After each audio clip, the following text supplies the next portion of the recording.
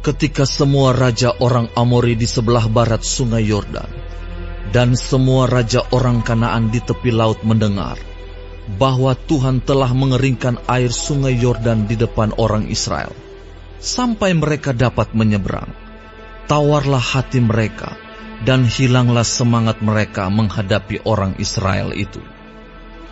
Pada waktu itu, berfirmanlah Tuhan kepada Yosua, buatlah pisau dari batu, dan sunatlah lagi orang Israel itu untuk kedua kalinya. Lalu Yosua membuat pisau dari batu, dan disunatnyalah orang Israel itu di bukit kulit katan. Inilah sebabnya Yosua menyunat mereka. Semua orang yang keluar dari Mesir, yakni yang laki-laki, semua prajurit, telah mati di padang gurun di tengah jalan setelah mereka keluar dari Mesir. Sebab semua orang yang keluar dari Mesir itu telah bersunat, tetapi semua orang yang lahir di padang gurun dalam perjalanan sejak keluar dari Mesir belum disunat. Sebab 40 tahun lamanya orang Israel itu berjalan melalui padang gurun, sampai habis mati seluruh bangsa itu, yakni prajurit yang keluar dari Mesir, yang tidak mendengarkan firman Tuhan. Kepada mereka itu, Tuhan telah bersumpah bahwa Ia tidak akan mengizinkan mereka melihat negeri yang dijanjikan Tuhan dengan bersumpah kepada nenek moyang mereka, akan memberikannya kepada kita, suatu negeri yang berlimpah-limpah susu dan madunya. Tetapi anak-anak mereka yang telah dijadikannya ganti mereka, mereka itulah yang disunat Yosua, sebab mereka belum bersunat, karena mereka tidak disunat dalam perjalanan. Setelah seluruh bangsa itu selesai disunat, maka tinggallah mereka di tempatnya masing-masing di perkemahan itu, sampai mereka sembuh. Dan berfirmanlah Tuhan kepada Yosua, hari ini telah kuhapuskan celah Mesir itu daripadamu. Itulah sebabnya nama tempat itu disebut Gilgal sampai sekarang. Sementara berkemah di Gilgal, orang Israel itu merayakan Paskah pada hari yang ke-14 bulan itu, pada waktu petang di dataran Yeriko. Lalu pada hari sesudah Paskah, mereka makan hasil negeri itu, yakni roti yang tidak beragi dan bertih gandum, pada hari itu juga. Lalu berhentilah mana itu pada keesokan harinya setelah mereka makan hasil negeri itu. Jadi orang Israel tidak beroleh mana lagi, tetapi dalam tahun itu mereka makan yang dihasilkan tanah Kanaan. Ketika Yosua dekat Yeriko, ia melayangkan pandangnya. Dilihatnya seorang laki-laki berdiri di depannya dengan pedang terhunus di tangannya. Yosua mendekatinya dan bertanya kepadanya, kawankah engkau atau lawan? Jawabnya, bukan, tetapi akulah panglima bala tentara Tuhan. Sekarang aku datang. Lalu sujudlah Yosua dengan mukanya ke tanah, menyembah dan berkata kepadanya, apakah yang akan dikatakan Tuanku kepada hambanya ini?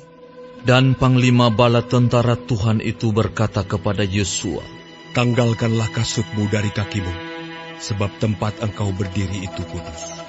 Dan Yosua berbuat demikian.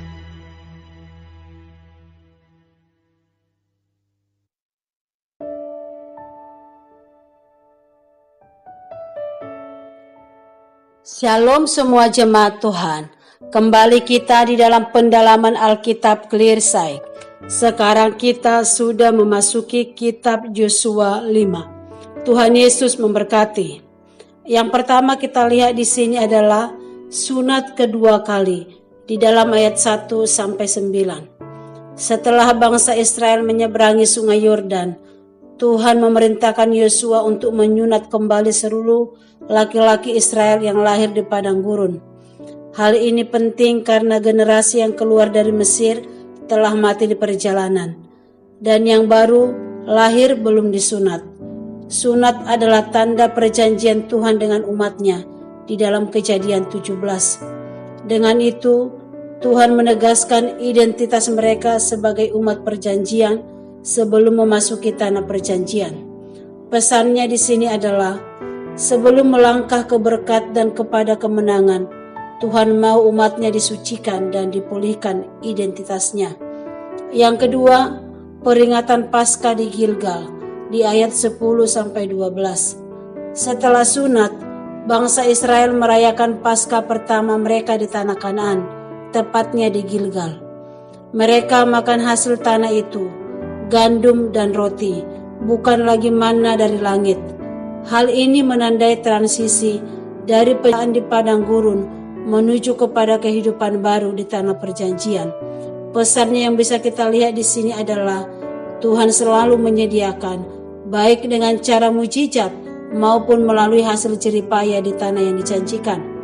Yang ketiga, pertemuan dengan Panglima Bala Tentara Tuhan di ayat 13-15. Joshua berjumpa dengan seorang yang menyatakan diri sebagai Panglima Bala Tentara Tuhan.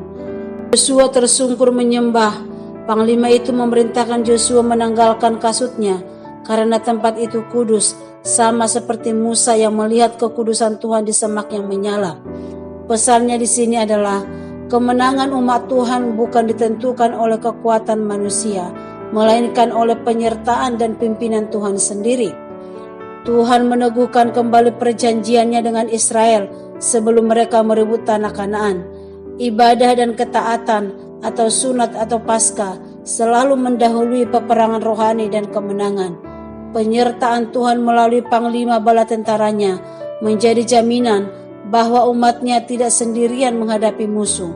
Tuhan tidak hanya memanggil kita untuk menerima janjinya, tetapi juga mempersiapkan kita lewat pemurnian, ketaatan dan penyembahan.